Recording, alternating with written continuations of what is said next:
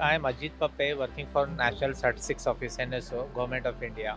आणि आम्ही घराघरा बसून सर्वे करता, सोशो इकॉनॉमिक सर्वे, इंडस्ट्रियल सर्वे करता. We'll audit the industrial statistics and consumer price index आमच्या ऑफिसवरूनच आम्ही रिलीज करता data. We go to the shops and collect the prices and all. So basically we are all doing statistical field work, statistical data field work. And this award has been given to me in recognition of the surveys we are conducting in Goa past 23 years. Uh,